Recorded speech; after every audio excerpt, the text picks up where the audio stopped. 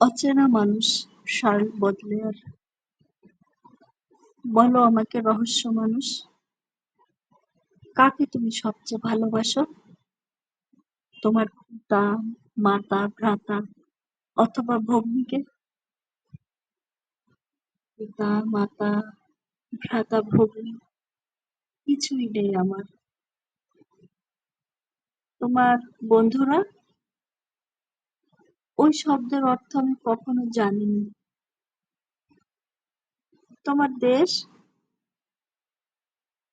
জানি না কোন দ্রাঘিমায় তার অবস্থান। সৌন্দর্য? পারতাম বটে তাকে ভালোবাসতে, দেবী তুমি, অমরা। কাঞ্চন? ঘৃণা করি কাঞ্চন, যেমন তোমরা ঘৃণা করো ভগবানকে। বলো তবে অদ্ভুত অচেনা মানুষ, কি ভালোবাসো তুমি?